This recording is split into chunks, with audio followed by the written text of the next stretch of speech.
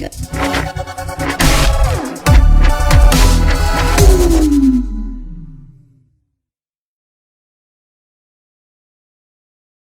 everybody, it's Benny One, and I'm back at you with another movie review, and we are reviewing Space Jam: A New Legacy, or Space Jam 2, basically. So, this obviously is the sequel to the 1996 Space Jam movie with Michael Jordan, everybody. So now, all these years later, we have a sequel with another basketball player and the Looney Tunes, and this one stars LeBron James, everybody. Everybody has their debate on who is the best basketball player ever, whether it's LeBron, whether it's Michael. So now we got two Space Jam movies with each of them in them.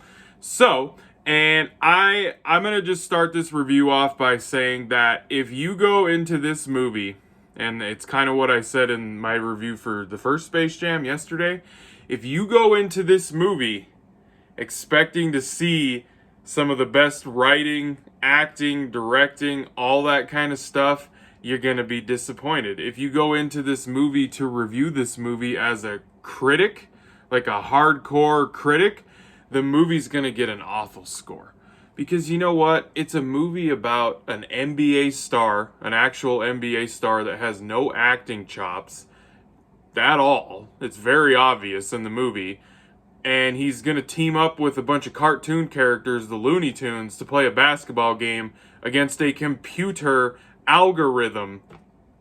So that right there alone should just tell you that you can't. If you judge this movie harshly, you could nitpick and tear this movie apart really bad. Like, really bad. You could. I mean, the original Space Jam you could tear apart. It's not the best movie ever, but I have a lot of nostalgia for the first Space Jam. I was 9 years old in 1996, so I was the target audience for it.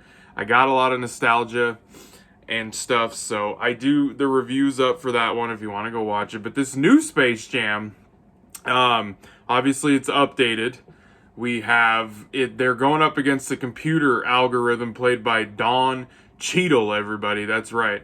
And honestly, he was like the standout in the movie for me. He, as far as acting and everything and story, he was having a blast. You could tell that he was having a blast playing that character, chewing up the scenery for sure. He was loving what he was doing. I'm gonna keep this spoiler free, guys. I won't spoil anything.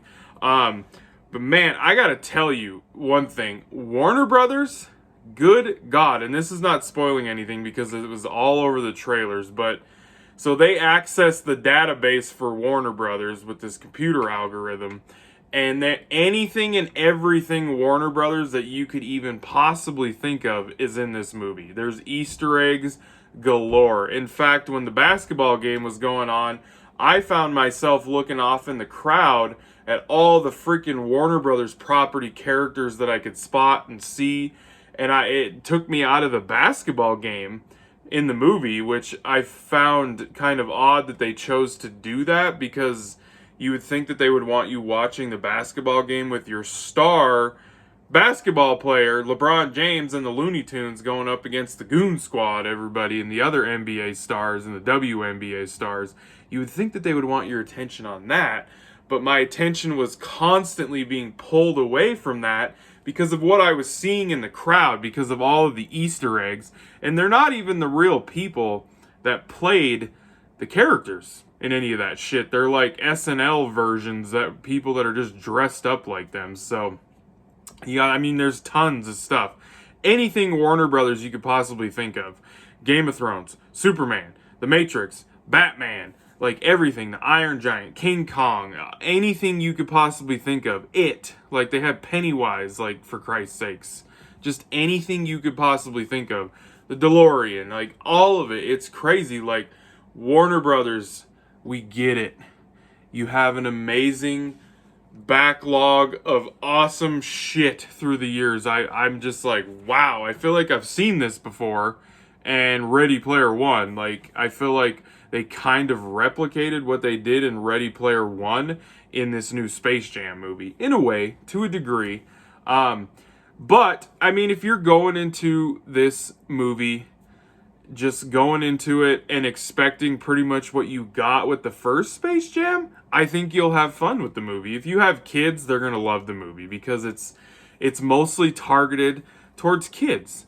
And they do pay like respect and homage to the original Space Jam. There's even a part in the movie where you think a certain somebody is going to appear, but it's not quite what you think, so I won't dive into that anymore.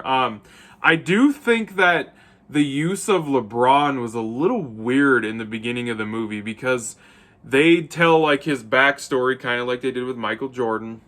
But then the whole reasoning behind why he gets teamed up with the Looney Tunes is way different than the first movie because the Looney Tunes sought out Michael Jordan for help in the first one, but in this one, LeBron goes looking for help and he winds up getting the Looney Tunes help.